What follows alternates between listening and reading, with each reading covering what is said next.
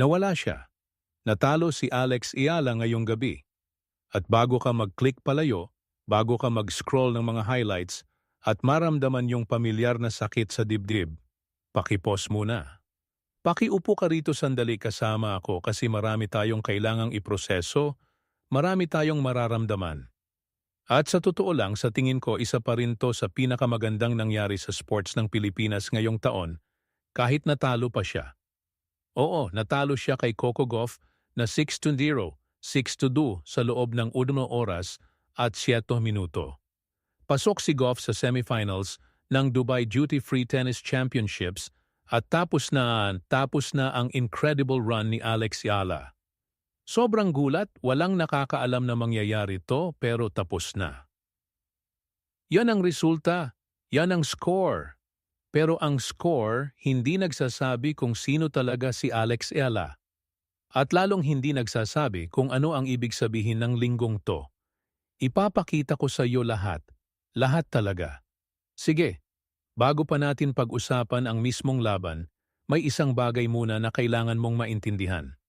Pumasok si Alex Ayala sa quarterfinal na parang imposible na ang nagawa niya ng 2 beses sa iisang tournament. Tinalo niya ang world number 8 na si Jasmine Paolini, champion sa Italian Open, at finalist sa Roland Garros, sa straight sets sa round of 32.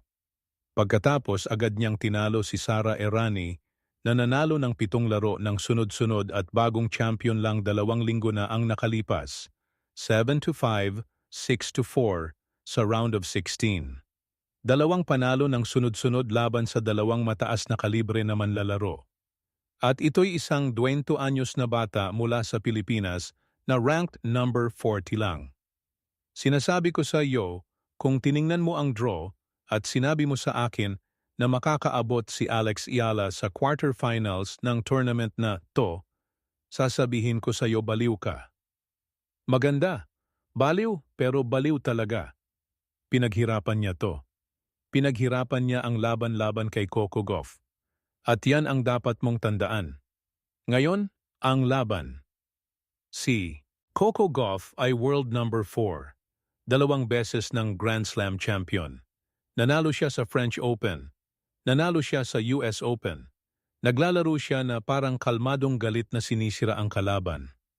Isa na siya sa 5 pinakamahusay na manlalaro sa mundo mahigit 1 taon na. At guys, totoo to. Ngayong gabi, parang hindi siya matatalo. Halos walang sagot si Alex sa kahit ano na itinapon sa kanya ni Gauff. Ang service ni Gauff, ang forehand ni Gauff, ang kakayahan ni Gauff na agawin ang oras at hampasin ang bola ng maaga sa open space. Isa to sa mga gabi na nanonood ka mula sa stands o sa kasong to mula sa likod ng screen ng phone mo at ramdam mo na wala talagang magagawa si Alex. Nasa zone si Gauff, yung malamig na clinical zone na kahit gaano kalakas ang ingay, wala siyang pakialam at agad nakita yon. Unang set, nanalo si Gauff ng lahat ng 6 na games. 6-love, bagel.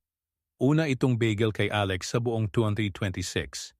At sa totoo lang mula sa itsura ni Alex, sa banaw iling-iling niya, sa pagkonsulta niya sa coach na si Joan Bosch ng maraming beses, alam niyang hindi ito ang gabi niya.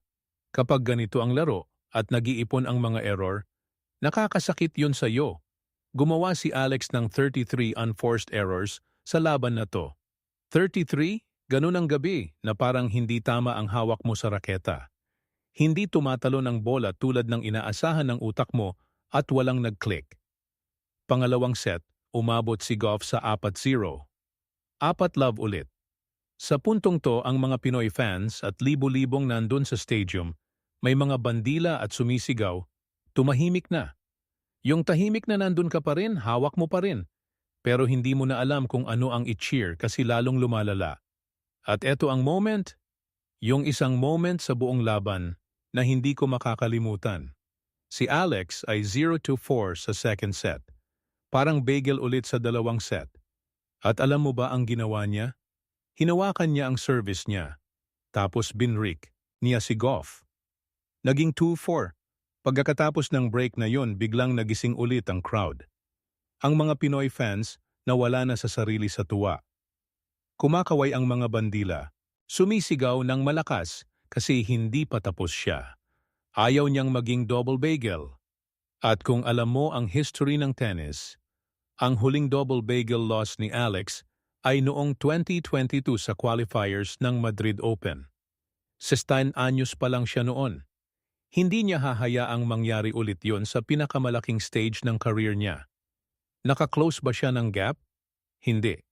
Bumalik agad si Goff at nanalo ng susunod na 2 games para tapusin ito ng 6-2. Pero yung moment na yun, yung hold at break, nagsasabi ng lahat tungkol kay Alex Eala. Noong madali na sanang sumuko, tapusin na lang at umiyak sa locker room, lumaban siya. Pinahirapan niya si Goff. Pinaniwala niya ang crowd kahit sandali lang. Mas nagsasabi yon tungkol sa karakter niya kaysa sa daan-daang panalo. Ngayon sasabihin ko sa iyo tungkol kay Coco Gauff pagkatapos ng laban kasi ito yung bahagi na talagang naantig ako. Si Gauff na may 8 double faults pala kahit nanalo siya ng 6-0, 6-2 kasi tao pa rin siya. Pinag-usapan si Alex sa paraang nagbigay sa akin ng kilabot. Una, kinilala niya si Alex bilang matibay na kalaban. Sabi niya, kahit noong una ako, alam ko na pwede siyang bumalik kahit anong oras.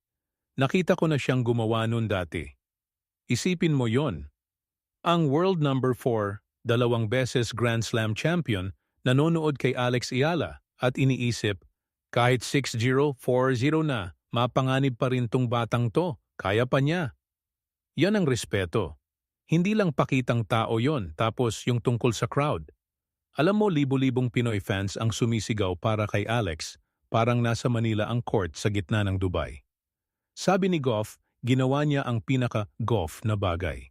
Sabi niya, tuwing sumisigaw ang crowd para kay Alex, pinagkunwari niyang para sa kanya yon. Nakakatulong talaga yun sa akin.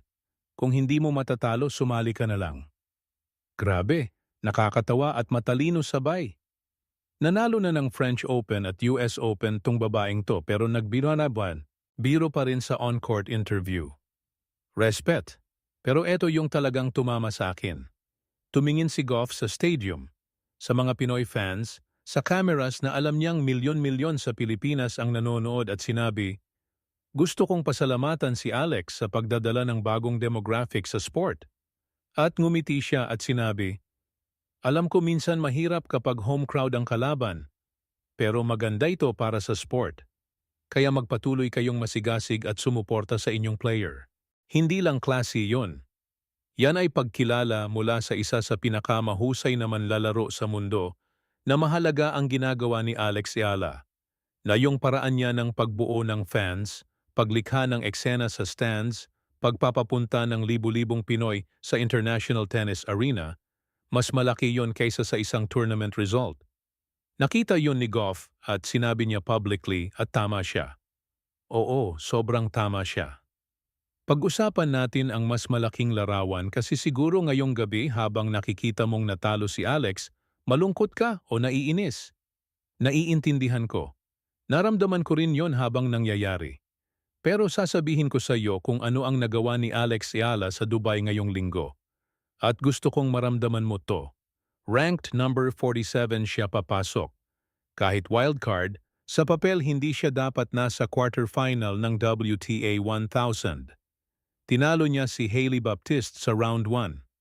Okay, kaya pa. Tapos sinorpresa niya ang world number 8 na si Jasmine Paolini. Top 10 player sa straight sets. Sinakop ko yon. Nakita niyo yun lahat. Nagkagulo ang crowd. Tapos tinalo niya si Sara Errani, world number 31, na hindi natatalo sa 7 laban. Isa pang straight set win. At hindi lang siya nakalusot. Bumalik siya mula 5 sa first set para kunin yon at kalmadong tinapos ang second. 3 panalo sa WTA 1000 event. 2 rito laban sa players na nasa top 35 sa mundo. Nakarating siya sa quarterfinals ng Dubai Duty Free Tennis Championships. WTA 1000s, pangalawa lang tong quarterfinal niya sa buong career niya sa edad na 20. At ito pa, pagkatapos ng lahat ng to, tataas ang ranking niya. Inaasahan na umiikot sa number 38 Pagkatapos ng Irani win, posibleng mas mataas pa ngayon dahil sa quarterfinal points. Siya na ang pinakamataas na ranked Filipino tennis player sa WTA history. Siya ang unang Pinoy na pumasok sa top 40 at patuloy pa siya